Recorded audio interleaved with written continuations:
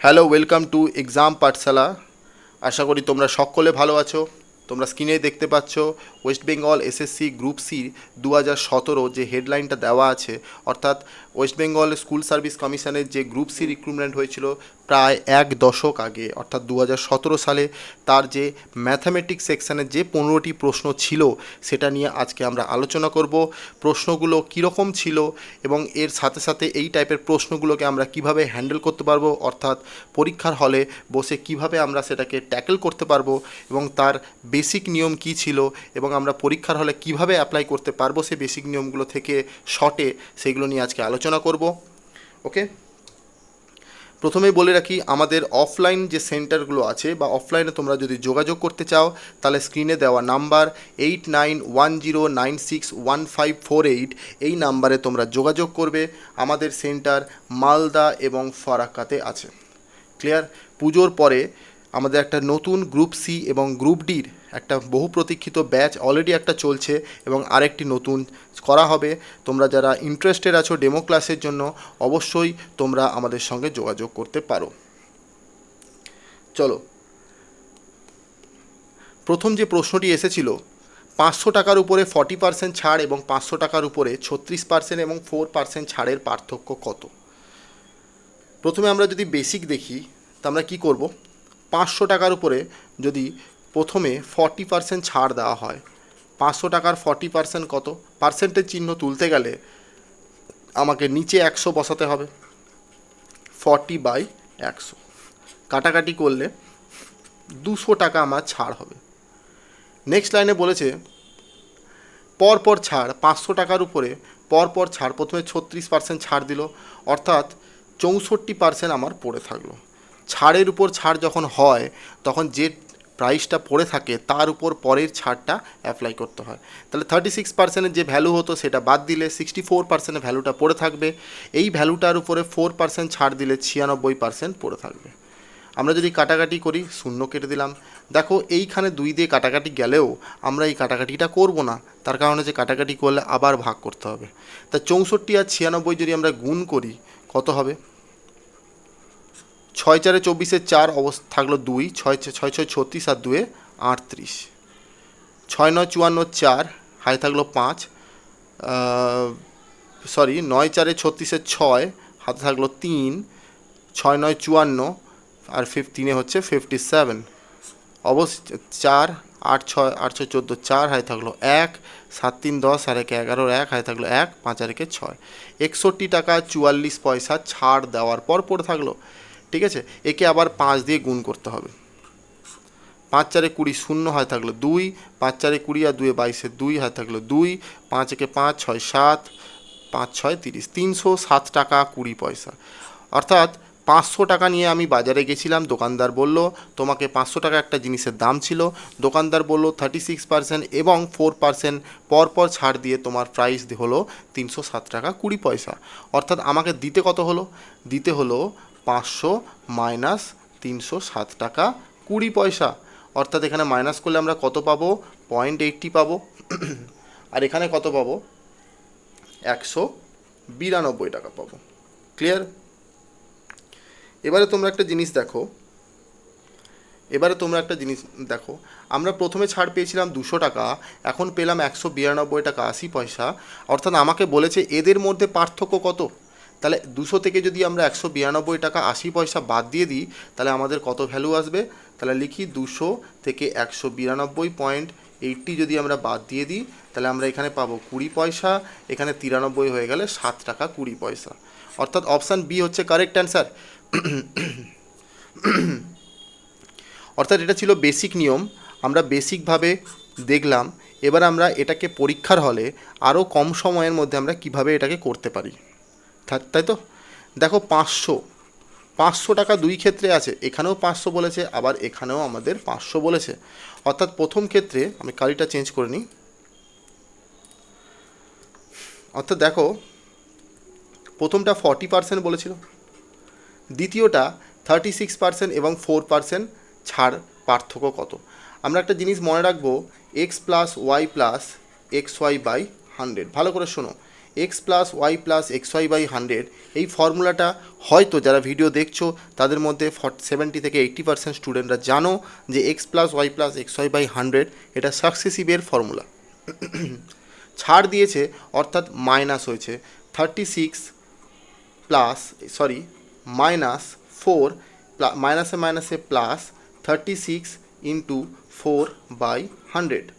আমাকে যেহেতু 40% বলেছে, তা 36 আর 4 যোগ করলে হবে -40%, ওকে, প্লাস 36 আর 4 যদি গুণ করি, 4 3 12, 120, আর 6 4 24, 120 আর 24 করলে 144, আর নিচে দশমিক তুলে দিলে 1.44 হবে। এইটা হলো আমার পরপর ছাড়ের ডেটা, আর একক ছাড়ের ডেটা ছিল 40%। তাহলে আমরা বলতে পারি 40% মাইনাস, তা মাইনাসে মাইনাসে কী হবে, এটা যেহেতু ছাড় তাহলে এটাও মাইনাস হবে, মাইনাসে মাইনাসে প্লাস 40%, প্লাসে মাইনাসে -1.44। দেখো এই ডেটা কেটে যাচ্ছে, অর্থাৎ -1.44%, 1.44%। পার্সেন্ট মানে 100-র মধ্যে এই টাকাটা ছাড় হয়েছে। আমরা যদি 500-র মধ্যে ক্যালকুলেশন করি তাহলে একে 5 দিয়ে গুণ করে দিতে হবে, 5 দিয়ে গুণ করলে হবে 7 টাকা 20 পয়সা। পরীক্ষার হলের অ্যাপ্রোচ কিন্তু এই সবুজ কালি দিয়ে যেটা করলাম এটাই পরীক্ষার অ্যাপ্রোচ হওয়া উচিত, অর্থাৎ অপশান বি হচ্ছে সঠিক অ্যান্সার। আশা করি তোমরা বুঝতে পেরেছো। চলো আজকের নেক্সট প্রশ্ন কী ছিল দেখো। 1000টি যন্ত্রাংশ তৈরি করতে 16টি মেশিনের 27 দিন লাগে। আরও 2টি মেশিন বসানো হলে, পয়েন্ট টু বি নোটেড, আরও 2টি মেশিন বসানো হলে, মানে যে মেশিনটা সংখ্যাটা ছিল 16টি মেশিন, আরও 2টি অ্যাড করলে হয়ে যাবে 18টা মেশিন বসালে ওই একই যন্ত্রাংশ, অর্থাৎ 1000টা যন্ত্রাংশ, অর্থাৎ 1000টি যন্ত্রাংশ তৈরি করতে কত কম লাগবে। আগে 27 দিন লেগেছিল, এখন কোনো একটা সময় লাগবে, তার ডিফারেন্সটা হচ্ছে কম বেশি। ক্লিয়ার? এই অঙ্কটা কোন চ্যাপ্টারের অঙ্ক? টাইম অ্যান্ড ওয়ার্কের অঙ্ক। টাইম অ্যান্ড ওয়ার্কের অঙ্ক, অর্থাৎ সময় কার্য। ক্লিয়ার? চলো, সময় কার্যতে কি হয় দেখো, কাজ সমান হচ্ছে ক্ষমতা, অর্থাৎ এফিসিয়েন্সি ইন্টু টাইম। মনে রাখো, কাজ সমান ক্ষমতা ইন্টু টাইম, অর্থাৎ কাজটা যদি আমরা কনস্ট্যান্ট ধরি তাহলে এফিসিয়েন্সি মানে ক্ষমতা সবসময় ব্যস্তানুপাতিক হয় সময়ে। যে লোকের ক্ষমতা বেশি হবে সে একটা নির্দিষ্ট কাজ যে সময়ে করতে পারবে, যার ক্ষমতা কম হবে তার বেশি সময় লাগবে। অর্থাৎ ক্ষমতা যদি 2 হয় তার 1 দিন সময় যদি লাগে, তাহলে ক্ষমতা যদি 1 হয় তাহলে 2 দিন সময় লাগবে। অর্থাৎ 2 আর 1কে গুণ করলে আমরা টোটাল কাজ পাবো। ক্লিয়ার? তা সেই প্রসেস অনুযায়ী যদি আমরা বসাই, এখানে যেহেতু মেশিনটা সমান তাহলে আমরা যন্ত্রাংশটা সমান, তাহলে আমরা মনে রাখবো W1/M1D1 equals to W2/M2D2। Clear? তা W1 দেখো, W1 আর W2 বোধ ক্ষেত্রে ইকুয়াল, তার কারণ হচ্ছে একই যন্ত্রাংশ বলেছে, যন্ত্রাংশের মান 1000। তাহলে আর 1000টা না বসিয়ে ডাইরেক্ট W1 আর W2কে কেটে দিলাম। M1 এর মান কত, অর্থাৎ মেশিনের সংখ্যা কত ছিল 16টা, D1 কত 27, M2 কত 18, D2 আমাকে বের করতে হবে। যেহেতু দুটো মেশিন এক্সট্রা লেগেছে তাই 16 আর 2 28 করলাম। 9 দিয়ে যদি কাটাকাটি করি, 9 2 18, 9 3 27, 2 দিয়ে কাটলে 2 8 24, অর্থাৎ 8 3 24, অর্থাৎ D2 এর মান কত 24। ক্লিয়ার? D2 এর মান যদি 24 হয়, এখানে বলেছে কত দিন কম বা সময় বেশি লাগবে। আমরা দেখতে পেলাম 24 দিন সময় লাগছে, আগে লাগছিল কত 27 দিন, অর্থাৎ কদিন কম সময় লাগলো, আমরা বলবো 3 দিন কম সময় লাগলো, অর্থাৎ অ্যান্সার হবে কত 3। অপশান এ হচ্ছে সঠিক অ্যান্সার। পরীক্ষার হলে জাস্ট এইটুকু করলেই কিন্তু আমরা সলিউশন করতে পারবো। বেসিক ছিল W = E ইন্টু টি, অর্থাৎ ক্ষমতা ইন্টু সময়। ক্লিয়ার? ভিডিওটি যদি ভালো লাগে বন্ধুদের মধ্যে শেয়ার করবে, এবং আমার যে নতুন চ্যানেল এটি তোমরা অবশ্যই সাপোর্ট করো এবং চ্যানেলটিতে সাবস্ক্রাইব করো, কমেন্ট করো তোমাদের কেমন লাগলো, এবং এরপরে তোমরা কী ভিডিও চাইছো সেটা অবশ্যই আমাকে কমেন্ট করে জানাবে। কোশ্চেন নাম্বার 3 দেখো, এটা HCF LCM চ্যাপ্টারের প্রশ্ন। দেখতেই পাচ্ছ সেকেন্ড, এবং ঘড়ির একটা ঘড়ি না ঠিক, এটা একটা ঘন্টা বাজার একটা প্রশ্ন। 5টি ঘন্টা একসাথে 5টি ঘন্টা একসাথে, কালিটা চেঞ্জ করি, হ্যাঁ 5টি ঘন্টা একসাথে বাজার পর 9 সেকেন্ড, 6 সেকেন্ড, 4 সেকেন্ড, 10 সেকেন্ড এবং 8 সেকেন্ড বিরতিতে বাজলো।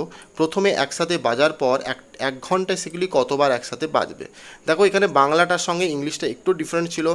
প্রথমবার বাজার পর এই ভাষাটা ছিল ওখানে ইংলিশে স্টার্টিং ফ্রম ফার্স্ট, শুরু থেকে কথাটা মেনশান ছিল। অর্থাৎ 9 second, 6 second, 4 second, 10 second, 8 second ছাড়া কিন্তু এক একটা ঘন্টা বাজে। এরা যখন একসাথে বাজবে মানে একটা নির্দিষ্ট একটা নাম্বার আছে, যেই নাম্বারে সবগুলো নাম্বার দিয়েই ভাগ করা যাবে। অর্থাৎ 9 দিয়ে ভাগ করা যাবে, 6 দিয়ে ভাগ করা যাবে, 4 দিয়ে ভাগ করা যাবে, 10 দিয়ে ভাগ করা যাবে এবং 8 দিয়ে ভাগ করা যাবে। এমন একটা নির্দিষ্ট নাম্বার, সেটা কত আমাকে বুঝতে হবে। সেটা বুঝতে গেলে আমরা কি করব, এটাকে পাতি লসাগু করব। লসাগু যদি করি 3 দিয়ে যাবে, 3 তিক্ষে 9, 3 দুগুণা 6, 4, 10, 8। আবার যাবে 2 দিয়ে, 3, 1, 2, 5, 4। আবার যাবে 2 দিয়ে, 3, 1, 1, 5, 2। দেখো আর যাচ্ছে না। 3 দুগুণা 6, 6 দুগুণা 12, 12 তিনে 36, 5 দুগুণা 10, 36 ইন্টু 10 করলে কত হবে 360 সেকেন্ড। এই 360 সেকেন্ড হচ্ছে সব থেকে ছোটো নাম্বার, যাকে 9, 6, 4, 10, 8 প্রতিটি সংখ্যা দিয়ে আলাদা আলাদা করে ভাগ করলে মিলে যাবে। ক্লিয়ার? তার মানে আমরা বলবো 360 হচ্ছে লসাগু। এবারে বলেছি 1 ঘন্টা, আর এখানে হচ্ছে সেকেন্ড। 1 ঘন্টা মানে আমরা কি জানি, 1 ঘন্টা মানে আমরা জানি 3600 সেকেন্ড। এই 3600 সেকেন্ডকে যদি আমরা 360 দিয়ে ভাগ করি তাহলে আমরা পেয়ে যাব 10 বার। অর্থাৎ 10 বার তারা একসাথে বাজবে। কিন্তু যেহেতু স্টার্টিং ফ্রম ফার্স্ট লেখা আছে শুরু থেকে, তাহলে প্রথমবার যখন আমাদের বেজেছিল সেটা কিন্তু এই 3600-র মধ্যে নেই। অর্থাৎ প্রথমবারটা কাউন্টিং করতে গেলে 10-এর সঙ্গে আমাকে 1 যোগ করে 11 করতে হবে। অর্থাৎ অপশান এ হচ্ছে সঠিক অ্যান্সার। আশা করি বুঝতে পেরেছো। এই টাইপের প্রশ্ন থাকলে তোমরা কি করবে, এই যে সেকেন্ডগুলো বা মিনিটগুলো থাকবে সেগুলো লসাগু করবে এবং যে ঘন্টার মধ্যে তোমাকে বাজাতে বলবে সেই ঘন্টাটাকে সেই এককে কনভার্ট করে তাকে দিয়ে ভাগ করে দেবে। ক্লিয়ার? এই প্রশ্নটা হচ্ছে অংশীদারি কারবারে পার্টনারশিপের প্রশ্ন। দেখতে পাচ্ছ অংশীদারি কারবার লেখা আছে। একটা অংশীদারি ব্যবসাতে এ 1200 টাকা 5 মাসের জন্য, বি 750 টাকা 4 মাসের জন্য দেয়। যদি ওই ব্যবসায় 450 টাকা লাভ হয় তাহলে এ ও বি এর প্রাপ্ত লাভের অনুপাত কত? এখানে দেখো দুটো ব্যক্তি আছে, এ আর বি। পার্টনারশিপে কি হয়? পার্টনারশিপে হয় যে যেরকম ইনভেস্টমেন্ট করে সে সেরকমই প্রফিট পায়।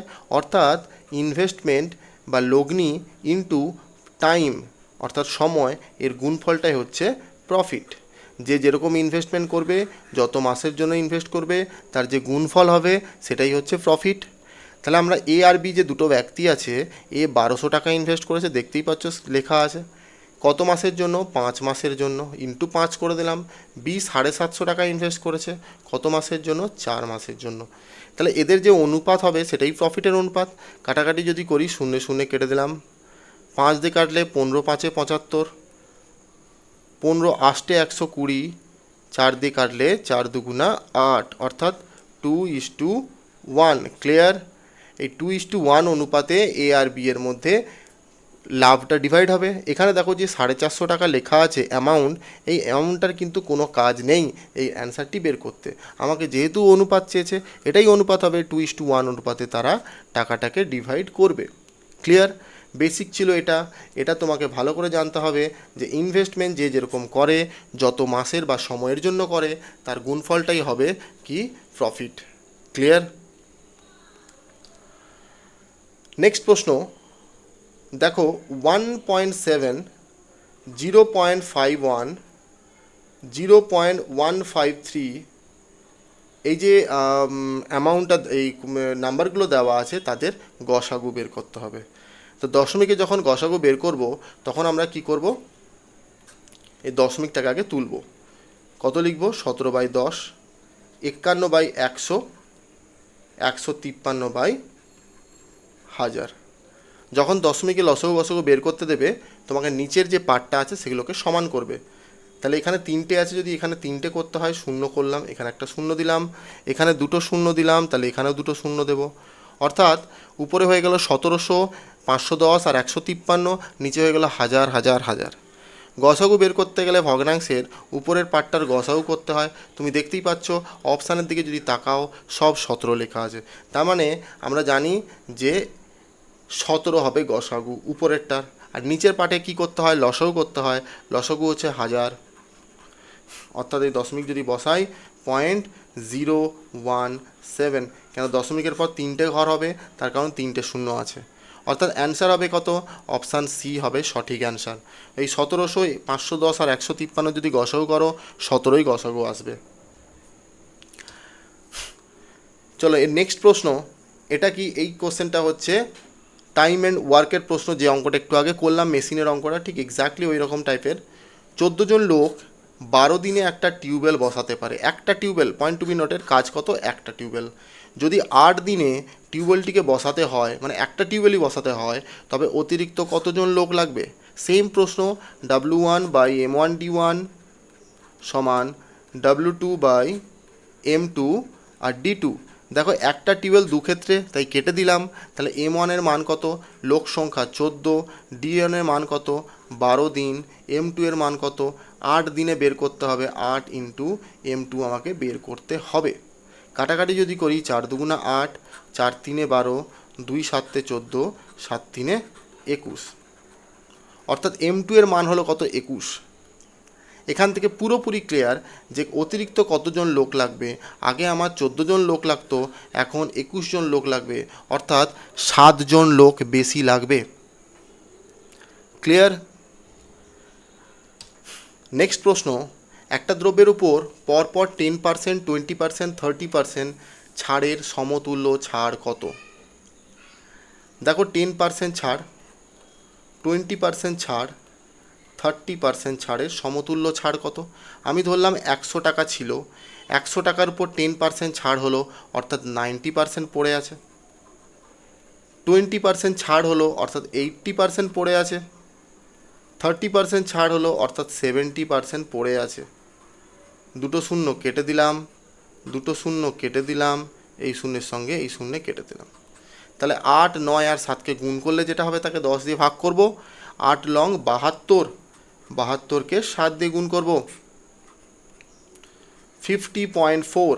তাহলে অ্যান্সার কত হবে, 50.4। এটা কি, এটা হচ্ছে ছাড় দেওয়ার পর, ছাড় দেওয়ার পর। ছাড় দেওয়ার পর যদি কারো কাছে 50 টাকা 40 পয়সা থাকে, তাহলে ছাড় কত টাকা হয়েছে, আমি অলরেডি 100 টাকা ধরেছিলাম। এখান থেকে যদি 50.4 বাদ দিয়ে দেওয়া হয়, তাহলে এখানে দশমিকের পর শূন্য হলে 49.6 এই টাকাটা ছাড় পেয়েছে, অর্থাৎ অপশান বি হবে সঠিক অ্যান্সার। এই প্রসেসটাই হচ্ছে বেস্ট প্রসেস, একেই তোমাকে করতে হবে, এখানে আর কোনো প্রসেস অ্যাপ্লাই করতে যাবে না, তাহলে কিন্তু মিলাতে পারবে না। 10%, 20%, 30% সমতুল্য ছাড় হচ্ছে 49.6। কীভাবে বুঝবে আরেকবার বলে দিচ্ছি, এটাকে এই রকম স্ট্রাকচারে লিখবে, 100 মাইনাস 100 ইন্টু 90/100, 80/100, 70/100। এইটা ক্যালকুলেশন করে যেটা হবে সেটাই হবে 49.6, অর্থাৎ 49.6 হচ্ছে অ্যান্সার পারসেন্ট। ক্লিয়ার। ভিডিও যদি ভালো লাগে অবশ্যই লাইক সাবস্ক্রাইব করবে এবং পাশে থাকা যে বেল আইকনটা আছে সেটাকে প্রেস করে দেবে, যাতে ইনফরমেশানগুলো, নোটিফিকেশনগুলো তোমাদের কাছে তাড়াতাড়ি যেতে পারে। একটা দ্রব্যের ক্রয় মূল্য 620 টাকা এবং ধার্য মূল্যের উপর 25% কম, যেটা ধার্য মূল্য থেকে 25% কম, দ্রব্যটি যদি 15% ছাড়ে বিক্রি করা হয় তবে শতকরা লাভ কত। দেখো আমাকে এখানে যে ইনফরমেশানগুলো প্রোভাইড করা আছে, একটা ক্রয় মূল্য দেওয়া আছে 620 টাকা, এটা ফিক্সড ডেটা, ফিক্সড ডাটা। আর বাকি যে ডাটাগুলো দেখতে পাচ্ছ এগুলো সবই কিন্তু পার্সেন্টেজে দেওয়া আছে। অ্যান্সার যেগুলো চেয়েছে সেগুলোও কিন্তু আমাকে পার্সেন্টেজেই চেয়েছে, অর্থাৎ এই যে 620 টাকাটা আছে এটার কোনো ম্যাটারই করবে না। তো আমার আননেসেসারি 620 টাকা দিয়ে আমি করতে যাবো না। 620 টাকা দিয়ে করলে অনেক ক্যালকুলেটিভ আসবে এবং সেক্ষেত্রে অ্যান্সারও আসবে, কিন্তু অনেক সময় লাগবে। আমি 620 টাকে ধরে নিচ্ছি 100 টাকা আমার ক্যালকুলেশনের সুবিধার জন্য। অর্থাৎ এখানে বলেছে ধার্য মূল্য থেকে 25% কম, আমি ধরলাম এমআরপি, অর্থাৎ ধার্য মূল্য 100 টাকা। সিপি ক্রয় মূল্য 25% কম অর্থাৎ 75 টাকা। তারপরে এসপি কি বলেছে? এসপি বলেছে যে 15% ছাড়। ছাড় কার উপরে হয়? ছাড় একমাত্র মার্কেট প্রাইসের উপরে ছাড় হয়। এমআরপি ছিল 100 টাকা, তার মধ্যে যদি 15% ছাড় দেওয়া হয় অর্থাৎ 15 টাকা ছাড় দেওয়া হয়, তাহলে 85 টাকায় তাকে বিক্রি করতে হবে। ক্লিয়ার? আশা করি বুঝতে পারছো। তাহলে 75 টাকার জিনিস যদি কেউ 85 টাকায় বিক্রি করে, তাহলে তার 10 টাকা প্রফিট হয়েছে কি হয়নি? অবশ্যই হয়েছে। তাহলে 10 টাকা প্রফিট হয়েছে। এবার আমাকে পার্সেন্টেজ অফ প্রফিট জানতে চেয়েছে। কার উপরে পার্সেন্টেজ অফ প্রফিট বের করব? কস্ট প্রাইসের উপরে, ডিভাইডেড বাই 75 ইন্টু 100।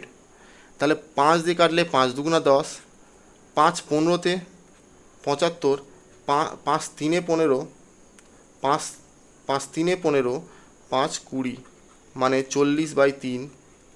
40/3কে আমরা লিখতে পারি 13.1/3%। অপশান বি হবে সঠিক অ্যান্সার। ক্লিয়ার? এখানে যদি 620 ধরে করতাম অ্যান্সার কিন্তু 13.13%ই আসতো, বাট বহুত ক্যালকুলেশন হতো। আমরা ক্যালকুলেশনটাকে এড়িয়ে চলার চেষ্টা করব। নেক্সট প্রশ্ন, এটা পৌনঃপুনিকের প্রশ্ন। আগের প্রশ্নটা কোথাকার ছিল? আগের প্রশ্নটা প্রফিট অ্যান্ড লসের ছিল। দেখো 0.841881 মাথায় বার। এই 81 মাথায় বার মানে 81 সংখ্যাটা কিন্তু রিপিট হচ্ছে। সেটাকে বোঝানোর জন্য 81 একবার লিখে তার মাথায় আমরা বার চিহ্নটা দিয়ে দেব। এখানে বলেছে ছোট আকারের ভগ্নাংশে পরিণত করে লব ও হরের পার্থক্য কত। অর্থাৎ এটাকে আগে ভগ্নাংশে প্রকাশ করতে হবে। ভগ্নাংশে আমরা কিভাবে প্রকাশ করব? দশমিকের পরে যা সংখ্যা দেখছো সেটাকে আগে লিখে দাও। 84181 মাইনাস, যাদের মাথায় পৌনঃপুনিক চিহ্নটা বা বার চিহ্নটা নেই সেই সংখ্যাটাকে এবার লিখব 841 ডিভাইডেড বাই যতগুলোর মাথায় পৌনঃপুনিক চিহ্নটা আছে ততগুলো আমরা 9 দেব, যতগুলোর মাথায় নেই ততগুলো আমরা 0 দেব। তাহলে এটা যদি আমরা মাইনাস করি, এখানে হয়ে যাবে 0, এখানে হয়ে যাবে 4, এখানে যদি 4 হয়ে যায়, এখানে 8, 3, 1 নামলো, আবার 3, আর এখানে হয়ে যাবে 8 ডিভাইডেড বাই 9 9 3টে 0, শূন্যগুলো কেটে দিলাম। 8 18, তারপর 9 দিয়ে কাটাকাটি যাবে। 9 দিয়ে কাটলে 11, দুটো 0, 9 দিয়ে কাটলে 9 9 81, 23, 9 দুগুণে 18, 54, 9 6 54। আবার দেখো 2 দিয়ে কাটবে, 2 5 10, 11 1, 2 5 10 0। এখানে 2 দিয়ে কাটলে 2 4 8, 2 6 12, 2 3 6। 550 আর 463, এই লব হরের মধ্যে যে ডিফারেন্স আমাকে কোশ্চেনে জানতে চেয়েছে, তাহলে 550 থেকে 463 আমরা বাদ দিয়ে দেবো।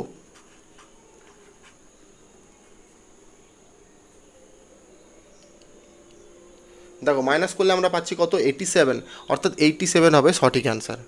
আমরা লব হরকে সব থেকে ছোটো আকারে আগে ভাঙতে বলেছে, তাই আমরা সব থেকে ছোটো আকারে ভগ্নাংশ তৈরি করলাম 463/550। এবার লব এবং হরের মধ্যে ডিফারেন্স পার্থক্য সেটা আমাকে জানতে চেয়েছে, অর্থাৎ 87 হবে সঠিক অ্যান্সার। ক্লিয়ার? চলো নেক্সট প্রশ্ন।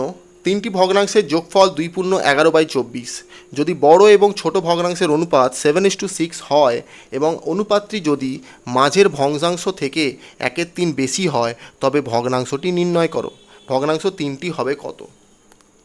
দেখো যে তিনটে সংখ্যা থাকবে তাদের যোগফল কত? 2.11/24।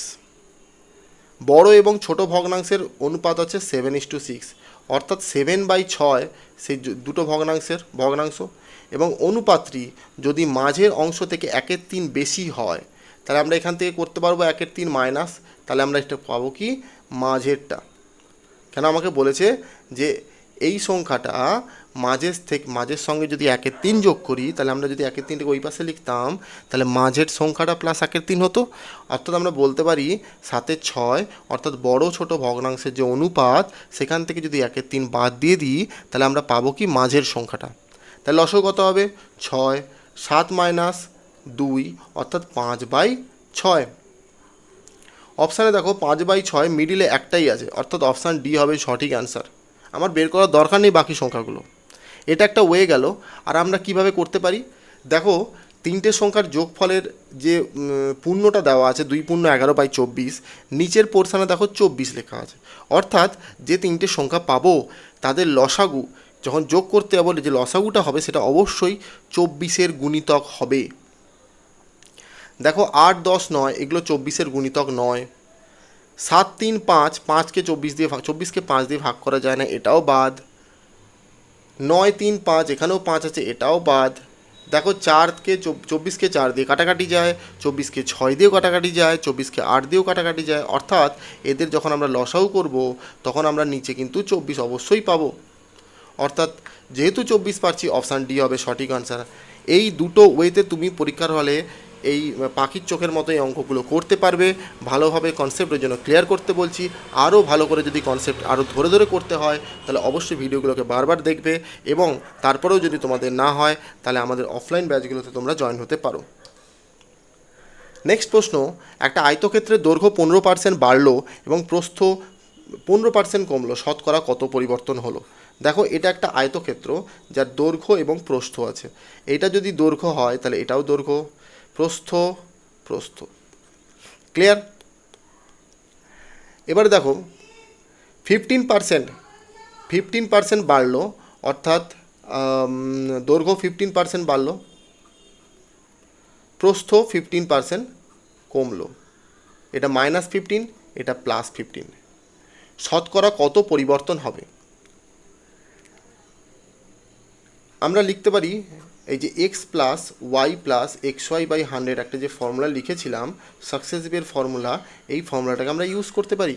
অর্থাৎ 15% বৃদ্ধি অর্থাৎ +15, 15% হ্রাস মানে -15, প্লাসে মাইনাসে মাইনাস 15 × 15/100 কেটে গেল।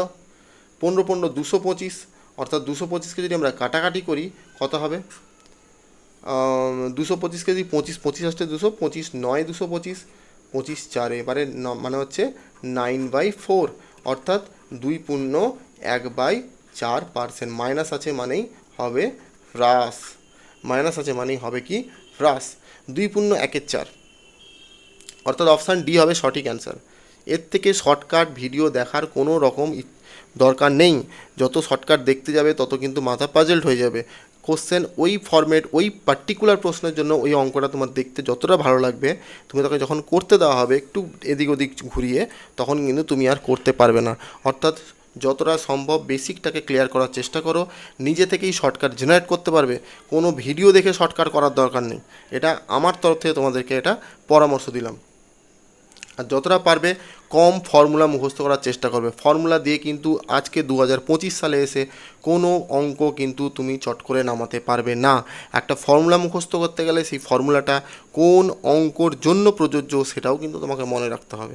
তাই বেসিক ক্লিয়ার করো, ফর্মুলা নিজে থেকে ডেভেলপ করতে পারবে, নিজে থেকে করতে পারবে। ওকে, আর কিভাবে করা যেতে পারে দেখো, আরেকটা ওয়ে দেখাচ্ছি। 15%, আমরা যদি 15% নিই, 15%-এর ফ্র্যাকশন ভ্যালু কত হবে? 3/20। অর্থাৎ প্রথমে ছিল 20, এখন বেড়ে হয়েছে দৈর্ঘ্যটা 23, তারপরে ছিল প্রস্থটা 20, কমে হয়ে গেছে 17। অর্থাৎ যেহেতু এবার গুণ করব, 20কে 20 দিয়ে গুণ করলে 400 হচ্ছে, আর এখানে কত হবে? 17 3 51 1, হাতে থাকলো 5, 17 2 34, 34 আর 5-এ কত? 39, 391। তাহলে কত কমলো? আমরা বলবো 9 কমলো। কার মধ্যে কমলো? 400-র মধ্যে কমলো। পার্সেন্টেজে করতে গেলে কত হবে? 100 দিয়ে গুণ করব, শূন্যগুলো কেটে দিলে আমরা বলবো 9/4% হ্রাস। যেহেতু কমলো নিজেই দেখতে পাচ্ছ, 400 থেকে 391 হয়েছে, অর্থাৎ কমেছে। কত কমেছে? 9/4% কমেছে, অর্থাৎ 2.14% কমেছে। তোমরা যেভাবে করবে সেভাবেই অ্যান্সার আসবে। আবার অনেকে এটা কি করে, 100 ধরে নেয়। দৈর্ঘ্যটাকে 100 ধরে নিল, 15% বাড়ালো, আবার দৈর্ঘ্যটাকে 100 ধরে নিল, 15% কমালো। সেটাকেই যদি আমরা ফ্র্যাকশন ভ্যালু দিয়ে করি তাহলে আমরা সেই 100টাকেই আমরা 20 করে ধরেছিলাম। আশা করি তোমরা বুঝতে পারছো। চলো নেক্সট প্রশ্ন, এটা টাইম অ্যান্ড ডিস্টেন্সের প্রশ্ন। টাইম অ্যান্ড ডিস্টেন্সের প্রশ্ন। ক্লিয়ার? 70 মিটার লম্বা ট্রেন ঘন্টায় 75 কিলোমিটার বেগে 105 মিটার লম্বা একটা ব্রিজকে পার হতে কত সময় নেবে? আমরা জানি basic d equal to s t, অর্থাৎ ডিস্টেন্স বা দূরত্ব সমান স্পিড অর্থাৎ গতিবেগ ইন্টু টাইম টি। তাহলে ডিস্টেন্সকে যদি আমরা ফিক্সড করে দিই বা কনস্ট্যান্ট ধরি, ধ্রুবক ধরি, তাহলে স্পিড যদি বাড়ে টাইমটা কমবে অবশ্যই, টাইম যদি বাড়ে স্পিডটা অবশ্যই বাড়বে। অর্থাৎ স্পিড আর টাইম হচ্ছে ব্যস্তানুপাতিক সম্পর্ক। যেমন আগের একটা অঙ্কতে ছিল সময় এবং ক্ষমতা ব্যস্তানুপাতিক সম্পর্ক, তেমনি স্পিড আর টাইম ব্যস্তানুপাতিক সম্পর্ক। এবারে দেখো 70 মিটার লম্বা একটা ট্রেন 105 মিটার লম্বা একটা ব্রিজকে, দৈর্ঘ্য কোনোদিনও কিন্তু মাইনাস হয় না, পয়েন্ট টু বি নোটেড। দৈর্ঘ্য অর্থাৎ ডিস্টেন্স অলওয়েজ প্লাস, অলওয়েজ কিন্তু যোগ করতে হবে, ঠিক আছে? তাহলে 70 মিটার ট্রেন আর 105 মিটার টানেলের দৈর্ঘ্য যোগ করলে কত হবে? এখানে 5 7 175 মিটার টোটাল দূরত্বটা। এটা মিটারে আছে। স্পিড কত আছে? এস কত আছে? 75 কিলোমিটার পার আওয়ার। 75 ইন্টু 5/18 হবে মিটার পার সেকেন্ড করতে গেলে। কাটাকাটি করো, কাটাকাটি করার কোনো দরকার নেই, এইভাবে রেখে দাও। আমাকে কি জানতে চেয়েছে? সময়, টাইম। তাহলে ডিস্টেন্সকে যদি আমরা স্পিড দিয়ে ভাগ করি তবেই টাইম আসবে। ডিস্টেন্স কত? 175, টাইমটা কত? স্পিডটা কত? 75 ইন্টু 5 উপরে হয়ে গেল কত? 18। 25 3 75, 25 7 175, 3 দিয়ে কাটাকাটি 3 6 18, 6 7 42/5, 42/5 সেকেন্ড, অর্থাৎ 8×2/5 সেকেন্ড। অর্থাৎ অ্যান্সার হবে অপশান বি। হাতে যদি স্পিড থাকে অবশ্যই করতে পারবে, এটাই ছিল করার টেকনিক। চলো নেক্সট প্রশ্ন। কোন ক্ষুদ্রতম সংখ্যাকে 5 6 7 8 এবং 9 দ্বারা ভাগ করলে যথাক্রমে 4 5 6 7 8 ভাগশেষ থাকবে? অর্থাৎ একটা সংখ্যা, ক্ষুদ্রতম সংখ্যা, একটা ক্ষুদ্রতম সংখ্যা যেটাকে আমরা যদি 5 দিয়ে ভাগ করি, ধরো এটা একটা সংখ্যা, একে যখন আমরা 5 দিয়ে ভাগ করছি তখন আমরা 4 অবশিষ্ট পাচ্ছি, যখন আমরা 6 দিয়ে ভাগ করছি তখন আমরা 5 অবশিষ্ট পাচ্ছি, এরকম ব্যাপারটা বলেছে। অর্থাৎ 5 দিয়ে ভাগ করলে 4 অবশিষ্ট, 6 দিয়ে ভাগ করলে 5 অবশিষ্ট, 7 দিয়ে ভাগ করলে 6 অবশিষ্ট, 8 দিয়ে ভাগ করলে 7 অবশিষ্ট, 9 দিয়ে ভাগ করলে 8 অবশিষ্ট। তা এই ডিফারেন্সটা কত? দেখো প্রতি ক্ষেত্রে ডিফারেন্সটা কিন্তু 1 আছে।